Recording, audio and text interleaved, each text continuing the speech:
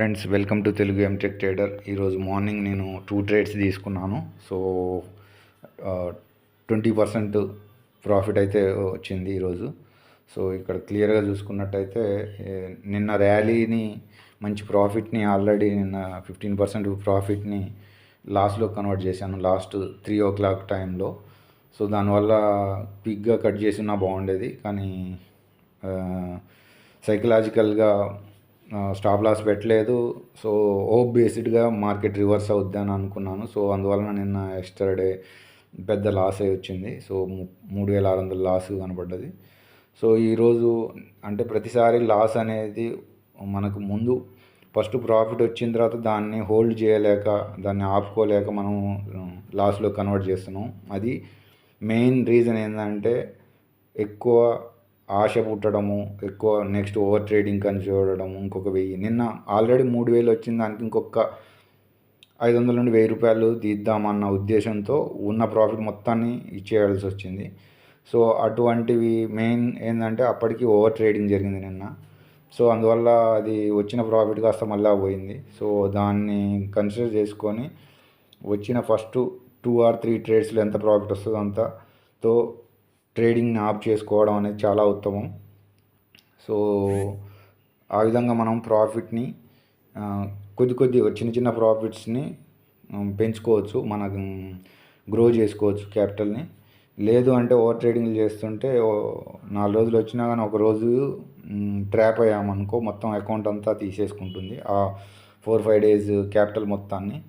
So దాన్ని చాలా జాగ్రత్తగా ఉండాలి. సో ఈరోజు నేను ఇంకా ఇక్కడ 1 లాట్ తీసుకున్నాను, తర్వాత కాంపౌండింగ్ చేశాను. సో వెయిట్ చేశాను. సో చాలాసేపు వెయిట్ చేశాను. తర్వాత మార్కెట్ అయితే నేనైతే డౌన్ సైడ్కి కొద్దిగా టార్గెట్ చూశాను. సో ఆ టార్గెట్ కోసం వెయిట్ చేశాను. చాలాసేపు నన్ను వెయిట్ చేయించింది మార్కెట్. సో అయినా కానీ చాలా ఓపిక్గా వెయిట్ చేశాను ఆ టార్గెట్ రీచ్ అవ్వడానికని. ఇమ్మీడియట్గా నాకు ఫస్ట్ టార్గెట్ ఎప్పుడైతే హిట్ అయిందో ఇమ్మీడియట్గా దాన్ని ఎగ్జిట్ చేసేసి సెకండ్ కాల్ సైడ్ ఎంటర్ అయిపోయాను. సో దానివల్ల నేను క్విక్గా ఇది ఆల్రెడీ ప్రాఫిట్ బుక్ చేసేసాను. ఇమ్మీడియట్గా మళ్ళీ సెకండ్ ట్రేడ్ తీసుకున్నాను. సో అది ఇమ్మీడియట్గా నేను అనుకున్నట్టుగానే ఇంకా కొద్దిగా నేను సో ఓవరాల్గా మనం లిమిటెడ్ ట్రేడ్స్ చేసుకోవడం, పర్ఫెక్ట్గా ఎంట్రీ చేసుకొని తర్వాత ట్రేడ్స్ అనేవి నెక్స్ట్ చేయకుండా ఉండడం, ఆపర్చునిటీ వస్తేనే చేయడం లాంటివి చేస్తేనే మనం సర్వైవ్ ఉంటాం. ఎట్ ద మంత్ ఎండ్ మనం ప్రాఫిట్లోకి రాగలుగుతాం. లేకపోతే ఒక్కరోజు చాలు మన ప్రాఫిట్ని బ్లో చేసుకోవడానికి. సో సమ్హౌ ఈరోజు నిన్నటి ఓవర్ ట్రేడింగ్, ఈరోజు ఓన్లీ 2 ట్రేడ్స్ చేసి కొద్దిగా సైకలాజికల్గా బ్యాలెన్స్ చేయగలిగాను. 2 ట్రేడ్సే.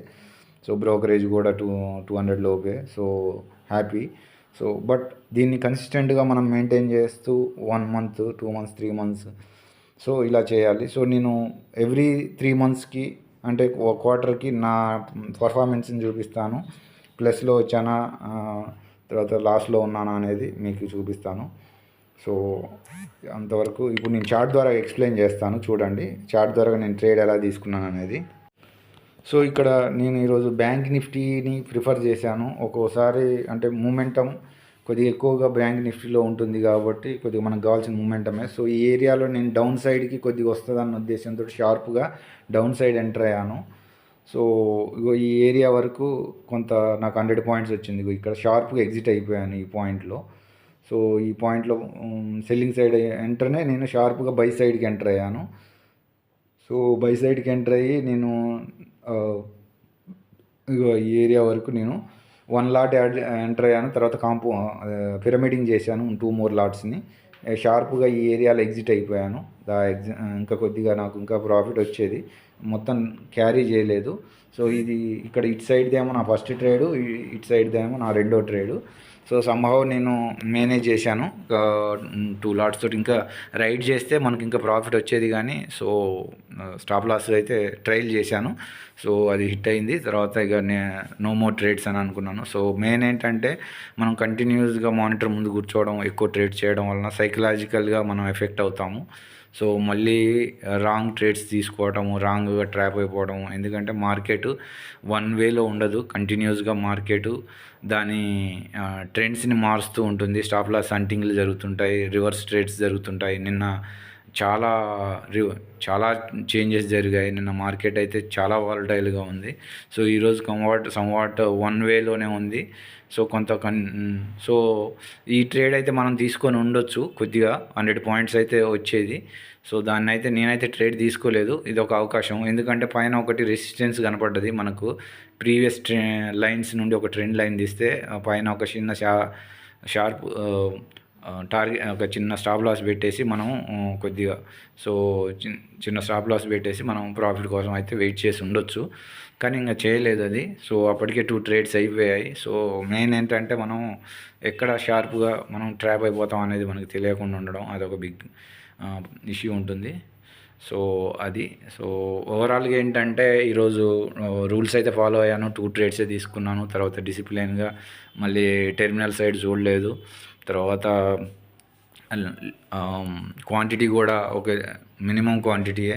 సో ఓవరాల్గా 20% రిటర్న్ చేయడం. సో ఇది 1 డే కాదు, మనకు రెగ్యులర్గా 1 మంత్ దాకా కన్సిస్టెంట్గా మనం రాగలగాలి.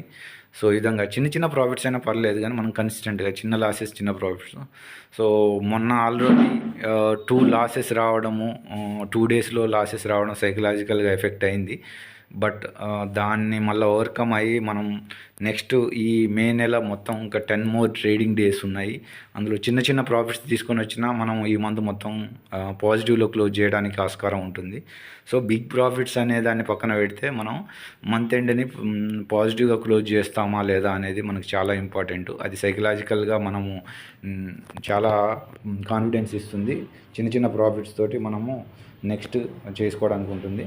సో ఇక్కడ చూసుకున్నట్టయితే మనకు ప్రాఫిట్ అయితే 4,527 రూపాయలు అయితే వచ్చింది. సో నేను ఇక్కడ చిన్న అంటే 2 ట్రేడ్సే తీసుకున్నాను. కాకపోతే ఇండివిజువల్గా ఎంటర్ అయ్యాను 1 లాట్ని కాంపౌండింగ్ చేయడం కోసం అని. సో ఇక్కడ నా బ్రోకరేజ్ చూసుకున్నట్టయితే 277 ఉంది. సో ఓవరాల్గా 4,500 ప్రాఫిట్. సో 200 సో చిన్న బ్రోకరేజ్ ఉంది. సో అది ఫ్రెండ్స్. సో మీకు కంటెంట్ నచ్చినట్టయితే లైక్ చేయండి, షేర్ చేయండి, సబ్స్క్రైబ్ చేయండి. అదేవిధంగా మీకు ఏమైనా డౌట్స్ ఉంటే కామెంట్ బాక్స్లో పోస్ట్ చేయండి. అంతవరకు సెలవు. నెక్స్ట్ వీడియోలో